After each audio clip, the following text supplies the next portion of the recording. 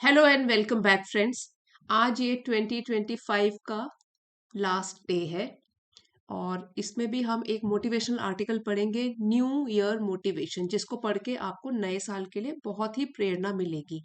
तो आज तो हम कह सकते हैं न्यू ईयर्स ईव है, ठीक है। यहाँ पे भी लिखा हुआ है on the eve of the new year, और ईव का मतलब होता है द इवनिंग और the day before a special day. अगर कोई भी स्पेशल डे हो, उससे पहले वाली रात या पहले वाली इवनिंग, शाम, उसको बोलते हैं ईव, ठीक है। तो इस न्यू ईयर मोटिवेशन में आप रिफ्लेक्ट करोगे।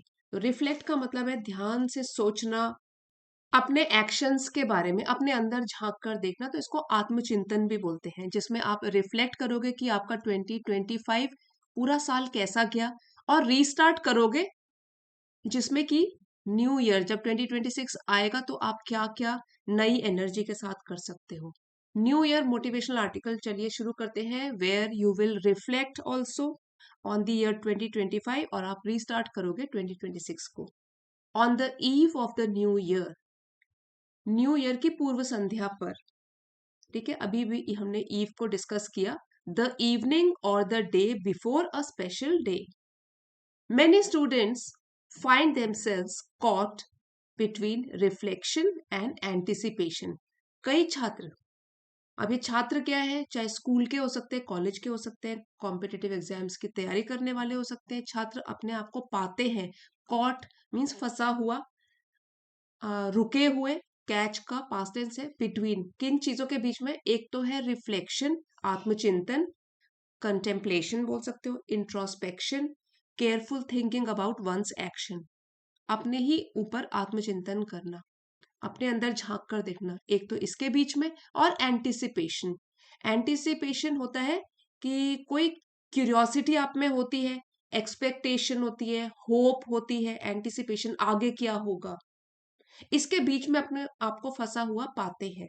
ये दोनों के दोनों नाउन है, रिफ्लेक्शन भी नाउन है, एंटिसिपेशन भी नाउन है। वेइंग, वेइंग, ठीक है, वे से बना है weighing their accomplishments, accomplishments against their unmet expectations, जिसमें कि वो नापते हैं। तो वे करना मतलब किसी चीज का वजन नापना, वैसे तो वेट नापना यहाँ पे, लेकिन ऐसे हो गया कि आप सिर्फ मेजर कर रहे हो। क्या मेजर कर रहे हो? अपने अकम्पलिशमेंट, क्या क्या आपने अचीव किया, क्या क्या टास्क पूरे किए। तो अकम्पलिश होता है पूरा करना, अपने आपने कौन से टास्क पूरे किए, अगेंस्ट देयर अनमेट एक्सपेक्टेशन। और इसको वे कर रहे होते हैं वो किसके अगेंस्ट, किसके खिलाफ, कि जो एक्सपेक्टेशंस, जो भी उनकी अपेक्षाएं थी, आशाएं थी, जो अनमेट, पूरी नहीं हुई, जो कि वो मीट नहीं कर पाए, पूरी नहीं कर पाए। तो अन लगा है मेट के आगे, अनमेट, जो कि पूरी नहीं हो सकी, ऐसी अधूरी अपेक्षाएं। तो ये जो न्यू ईयर्स ईव होता है, उसमें कई छात्र अपने आप को पाते हैं फंसा हुआ, आत्मचिंतन और एंटिसिपेशन, आगे क्या होगा, इसके बीचों बीच, जिसमें वो नापते तोलते रहते हैं कि मैंने क्या अचीव किया और क्या क्या चीजें मैं अचीव नहीं कर पाया, मेरी कौन सी एक्सपेक्टेशंस थी जो मैं मीट नहीं कर पाया। This moment of pause is not a sign of uncertainty, uncertainty. अब ये जो मोमेंट मतलब पल है, पॉज, जिसमें आप रुके और आपने आत्मचिंतन किया, ये अनिश्चितता का साइन नहीं है। अनसर्टेनिटी मतलब lack of confidence, lack of clarity बोल सकते हो, या डाउट, सी तरीके से आप बोलो कि ये डाउट का साइन नहीं है कि आपको अपने ऊपर शक है, बट ऑफ अवेयरनेस। लेकिन ये किस चीज का साइन है? कि आप अवेयर हो, जागरूक हो, कॉन्शियस हो, और आप जो है उसको सीधे सीधे देखना चाहते हो, क्या अचीव किए और क्या मेरे से नहीं हो पाया।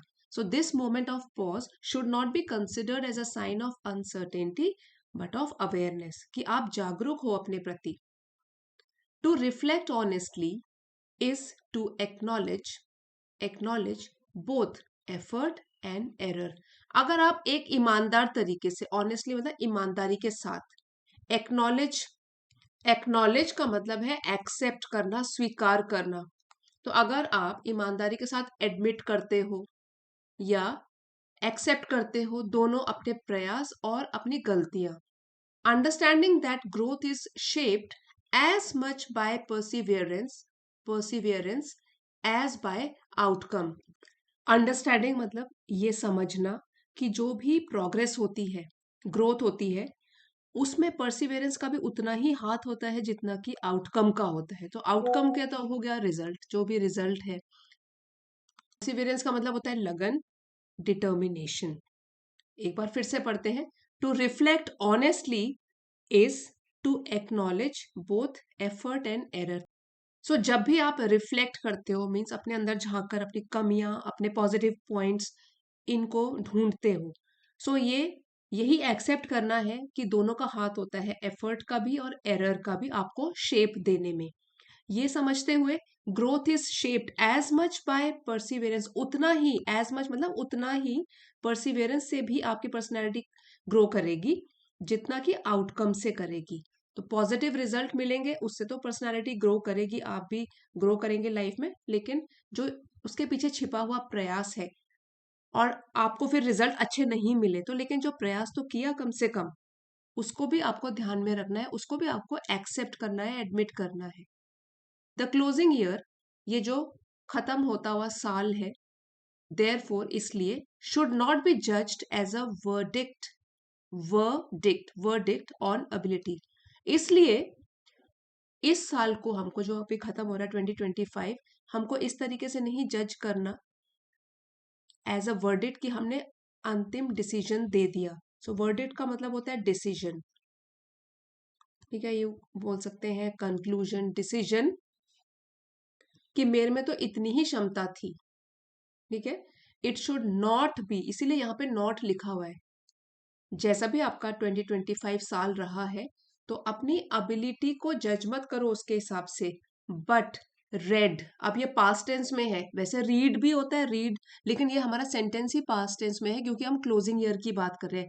It should not be judged, इसको ऐसे नहीं आंका जाना चाहिए कि हम में इतनी कैपेसिटी थी, इतनी कैपेबिलिटी थी, but read as a chapter rich with lessons. हमको इसको ऐसे सीखना है कि हमने जो प्लस पॉइंट या कुछ अच्छी चीजें पाई, उसके हमारे एफर्ट की वजह से हमको वो मिल गई। लेकिन अगर एफर्ट किया फिर भी नहीं मिली, तो हमको कुछ लेसन्स सीखने के लिए मिले, कहाँ गलत हुए, क्यों हुआ, रिफ्लेक्ट किया हमने। रिच विथ लेसन्स, जो कि हमको सबक देने में समृद्ध था ये वाला साल। डिसिप्लिन, अनुशासन, एंड सेल्फ डिस्कवरी, अपने खुद को ही डिस्कवर करना, सेल्फ डिस्कवरी। इसका मतलब है सेल्फ अवेयरनेस। तो क्लोजिंग ईयर जो है, आपको इसको अपनी एबिलिटी को जज नहीं करना, बल्कि आपको ऐसे देखना है कि जो कुछ भी हुआ मेरे साथ, जैसा भी रहा, नेगेटिव रहा तो हमने लेसन सीखे, और पॉजिटिव रहा तो ग्रोथ मिली, रिजल्ट अच्छे मिले। लेकिन अगर सफलता हाथ नहीं आई तो कुछ लेसन सीखे जो कि हम अब सुधारेंगे आने वाले टाइम में।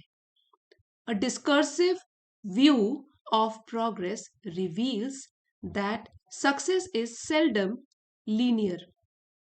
तो डिस्कर्सिव का मतलब होता है इन्वॉल्विंग डिस्कशन, इन्वॉल्विंग रीजनिंग, जहां पे विचार पूर्ण होता है। तो अगर हम प्रोग्रेस का व्यू, मतलब कि जो भी प्रोग्रेस है, आगे बढ़ना, विकास, इसका व्यू पॉइंट अगर डिस्कर्सिव वाला ले, रीजनिंग से लेकर, रीजनिंग को ध्यान में रख के विचार से सोचा जाए, तो ये हमको दर्शाता है, रिवील करता है कि जो सक्सेस है वो कभी भी एक जैसा नहीं चलता, लीनियर। सो लीनियर जो है, ये एक एडजेक्टिव है जिसका मतलब होता है कि progressing in a straight line, बिल्कुल स्ट्रेट या डायरेक्ट। ऐसा तो नहीं है ना कि सीधे लाइफ ऐसे एक लाइन में चलती जाएगी, लीनियर। सेल्डम होता है, इसको बोल सकते हो आप नॉट ऑफन, मतलब बहुत ही कम जो चीज होती है। कभी कभार ही ऐसा होगा कि सीधी रेखा में, मतलब किसी की लाइफ बिल्कुल ही स्मूथ तरीके से लास्ट तक चलती रहे, ऐसा तो काफी कम होता है, seldom. Intellectual, intellectual maturity, intellectual होता है हमारी थिंकिंग से रिलेटेड, अंडरस्टैंडिंग से रिलेटेड, और मैच्योरिटी होता है कि फुली अवेयर अबाउट समथिंग, या विजडम भी बोल सकते हो। डिवेलप्स, ये विकसित होती है through sustained curiosity, curiosity, curious से बना है क्यूरियोसिटी। क्यूरियस मतलब जो जिसको जानने की इच्छा होती है, कि अलग अलग चीजों के बारे में जो उत्सुक रहता है। और क्यूरियोसिटी होता है डिजायर टू नो मोर। यहाँ पे सस्टेन्ड का मतलब है continuing for a long time, लगातार लंबे समय तक बने रहना। रिपीटेड फेलियर, फेलियर हो गया असफलता, और repeated happening again and again, जो बार बार रिपीट हो रहा है। Courage to revise one's methods, courage ताकत, रिवाइज मीन्स फिर से चेंज करना या इम्प्रूव करना अपने काम करने के तरीके, वे ऑफ डूइंग समथिंग। अब इसको दोबारा पढ़ते हैं। Intellectual maturity develops through sustained curiosity, repeated failure and the courage to revise one's methods. So इस पूरी लाइन का मतलब हो गया कि हमारा जो माइंड है और हमारी थिंकिंग जिस तरीके की है, उसमें मैच्योरिटी एक दिन में नहीं आती है। तो जब हम लगातार सीखने की क्यूरियोसिटी रखते हैं, फिर गलतियों से घबराते नहीं हैं और अपने तरीके को बदलने का करेज भी रखते हैं, तब हम क्या होते हैं, इंटेलेक्चुअली स्ट्रांग बन जाते हैं। तो सिंपल वर्ड्स में कहें तो ऐसे बोल सकते हो, सीखते रहना, फेल होना, ये सब एक्सेप्ट करना है हमको, और अपनी अप्रोच हमेशा इम्प्रूव करना, यही तो रियल ग्रोथ है। ईच चैलेंज एनकाउंटर्ड, हर एक चैलेंज, जो भी परेशानी दिक्कत आपने जो एनकाउंटर मतलब आपके सामने आई, जिसका आपने सामना किया, वेदर एकेडमिक, चाहे वो स्टडीज से रिलेटेड हो, शिक्षा से रिलेटेड हो, पर्सनल आपके खुद की व्यक्तिगत हो, और इमोशनल या फिर भावनात्मक हो। सो किसी भी तरीके का चैलेंज अगर आपने फेस किया हो, contributes to a deeper resilience and sharper judgement. तो ये आपकी हेल्प करता है किस चीज में। और यहाँ पे एक चीज का ध्यान रखना, यहाँ ईच और एवरी इसके साथ सिंगुलर फॉर्म में आता है वर्ब। यहाँ पे each challenge contributes to a deeper resilience, तो रेजिलियंस होता है toughness, adaptability, able to recover from difficulties, कठिनाइयों से उबर आने की जो क्षमता होती है। शार्पर जजमेंट, जो आपके निर्णय लेने की और डिसीजन लेने की जो एबिलिटी होगी, तो वो वाइज तरीके से आप ले पाओगे, क्योंकि हर एक चैलेंज आपको कुछ ना कुछ सिखा के जाएगा। वो हर क्षेत्र में हो सकता है, चाहे वो किसी भी क्षेत्र में हो, एकेडमिक, पर्सनल और इमोशनल, ये हमेशा कुछ ना कुछ कंट्रीब्यूट करता है ताकि आप और भी स्ट्रांग बन जाओ, और आपके जजमेंट लेने का जो तरीका है वो भी और भी सुधर जाए। When students engage with their experiences critically, they transform obstacles into insight. So engage का मतलब यहाँ पे है कि they take part, वो शामिल होते हैं, to take part in something. Experiences, ये तो अनुभव हो गए हमारे, और critically होता है to think deeply and analyzing. आप आलोचनात्मक रूप से जब इसको एक्सपीरियंसेस को क्रिटिकली सोचते हो। They transform obstacles into insight, obstacle होता है कोई भी रुकावट, बाधाएं बोल सकते हो, और insight it means clear and deep understanding, एक गहरी समझ। So when students engage with their experiences critically, they transform obstacles into insight. इस लाइन का मतलब हो गया कि जब स्टूडेंट्स अपने एक्सपीरियंसेस को सिर्फ फील नहीं करते, बल्कि क्रिटिकली एग्जामिन करते हैं, बल्कि उनके बारे में डीपली सोचते हैं, तब प्रॉब्लम्स उनको वीक नहीं बनाती, वो प्रॉब्लम से सीख लेते हैं, उनको एक इंसाइट मिल जाती है, गहरी समझ मिल जाती है। Replacing frustration with strategy and hesitation with purpose. Replace होता है स्थान बदलना, स्थान मीन्स प्लेस बदल लेना, रिप्लेस कर देना। फ्रस्ट्रेशन होता है निराशा, और स्ट्रेटजी काम करने का तरीका, हेजिटेशन झिझक, झिझक, और पर्पस ये होता है कोई भी गोल। तब वो लोग अपनी बाधाओं को एक गहरी समझ में बदल देते हैं, क्योंकि जो भी डिफिकल्टीज आई उनसे उन्होंने लेसन लर्न किया। रिप्लेसिंग, और फिर उससे फिर स्थान बदल जाता है फ्रस्ट्रेशन का विद स्ट्रेटजी, फ्रस्ट्रेशन की जगह प्लानिंग लेकर आते हैं, और हेजिटेशन की जगह क्लियर गोल रखते हैं। इन सिंपल वर्ड्स, सही सोच के साथ हर प्रॉब्लम एक लेसन बन जाता है। तो हमको अपनी सोच जो है वो सही रखनी है, और जल्दी से हताश निराश नहीं होना है। As the new year approaches, अब जैसे ही नया साल अप्रोच कर रहा है, आने वाला है, the focus must shift from regret to intention. हमारा फोकस अब 2025 को, जो हमारे टास्क कंप्लीट नहीं हुए उससे रिग्रेट नहीं करते रहना है, पछतावा नहीं करते रहना है। फोकस हमारा शिफ्ट करना चाहिए रिग्रेट से इंटेंशन की तरफ, मतलब हमको आगे का पर्पस देखना है, क्या अचीव करना है, क्या गोल है, क्या इरादा है। The blank calendar ahead is not an invitation to erase the past. Blank calendar मतलब 2026 का जो अभी हमको पता ही नहीं है कैसा जाएगा हमारा साल, तो अभी वो ब्लैंक है, खाली है, खाली कैलेंडर अहेड, आगे। ये एक इनविटेशन, न्योता नहीं है कि हम अपने पास्ट को इरेज कर दें, कि इसमें पास्ट अफेक्ट ही नहीं करेगा हमारे आने वाले साल को, बट हमको कैसे लेना है, but an opportunity to apply its wisdom with clarity. लेकिन हमको ऐसे लेना है कि जो नए साल से हमने जो कुछ भी विजडम हासिल करी, जो भी गहरी समझ सीखी है, उस अपॉर्चुनिटी को हमको अप्लाई करना है। इट्स यहाँ पे क्या हो गया कि पास्ट की विजडम जो है उसको हम अप्लाई करें विद क्लैरिटी, स्पष्टता के साथ, कॉन्फिडेंस, आत्मविश्वास के साथ। Those who enter the new year with reflective discipline and deliberate ambition, reflection का उससे बन गया रिफ्लेक्टिव, तो रिफ्लेक्टिव हो गया इन्वॉल्विंग डीप थॉट, सोच समझ कर किया गया। और डिसिप्लिन होता है अनुशासन, डेलिब्रेट होता है सोच समझ कर, ये भी हो गया इंटेंशनल, जो प्लान किया गया हो। एम्बिशन हमारी महत्वाकांक्षा, और इसी लाइन का मीनिंग हो गया कि जो भी लोग नए साल में सोच समझकर डिसिप्लिन और क्लियर एम्बिशन के साथ एंटर करते हैं, they position themselves not merely to achieve more but to think better, act wisely and grow consistently. वो अपने आप को एक ऐसी पोजीशन में प्लेस कर देते हैं जो न केवल, मियरली मीन्स केवल, जो न केवल उन्हें ज्यादा अचीव करने में हेल्प करेगी, बट टू थिंक बेटर, और बेहतर सोचेंगे, और बेहतर तरीके से काम करेंगे, एक्ट वाइजली, समझदारी के साथ, और ग्रो भी करेंगे कंसिस्टेंटली, कंसिस्टेंसी के साथ, निरंतर रूप से प्रोग्रेस भी होगी उनकी, और उनके रिजल्ट्स भी अलग ही होंगे। चलिए, ये थोड़ा सा डिफिकल्ट है, इसको दोबारा से पढ़ते हैं और समझते हैं। Those who enter the new year with reflective discipline, तो डिसिप्लिन तो उनमें था, लेकिन इस बार क्या है, रिफ्लेक्टिव डिसिप्लिन, गहराई से सोचा गया। डेलिब्रेट एम्बिशन, एम्बिशन भी था, इस बार कैसा है, पूरी प्लानिंग के साथ। Position themselves not merely to achieve more but to think better, act wisely and grow consistently.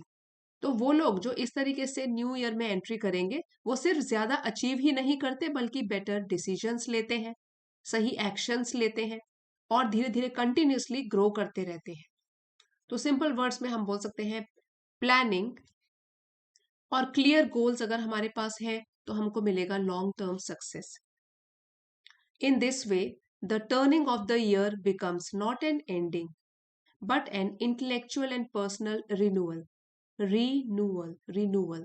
तो इस तरीके से जब हम काम करेंगे, तो जो ये साल 2025 से बदल रहा है 2026, टर्निंग ऑफ द ईयर मतलब कि जब चेंज हो रहा है, एक साल दूसरे साल में बदल रहा है, 20 एंडिंग हो गया, अंत, but an intellectual and personal renewal.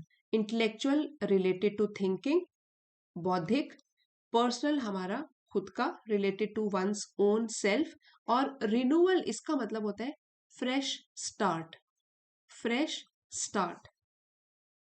तो इस लाइन का मतलब है कि नया साल सिर्फ पुराना साल खत्म होने का साइन नहीं होता, कि एक साल ये वाला खत्म हो गया, नया साल शुरू हो गया, बल्कि ये तो एक मौका होता है अपनी सोच को रिफ्रेश करने का, और अपनी पर्सनल लाइफ को और भी बेटर डायरेक्शन देने का। तो सिंपल वर्ड्स में कह सकते हैं, new year means new thinking, new mindset, new start. तो आप भी 2026 में एंट्री करो न्यू थिंकिंग के साथ, न्यू माइंडसेट के साथ, और नई शुरुआत के साथ। आप सभी को wish you all a very happy new year 2026, और आपके सारे जो भी विशेस हैं, एम्बिशंस हैं, सारे पूरे हों इस नए साल में। और इसी तरीके से आप भी अपना सपोर्ट शो कीजिए इस चैनल को, अभी के अभी लाइक कर दीजिए और अपने फ्रेंड्स के साथ शेयर कीजिए इस वीडियो को, एंड कमेंट और हाइप भी जरूर कीजिएगा। अब एक बार क्विकली इस वोकैबुलरी को रिवाइज करते हैं। इसी लेसन का पीडीएफ आपको चैनल की एलिट मेंबरशिप को ज्वाइन करके मिल जाएगा। आप चाहते हो तो मेंबरशिप ज्वाइन कर सकते हो। एक बार क्विक रिवीजन कर लेते हैं वोकैबुलरी का।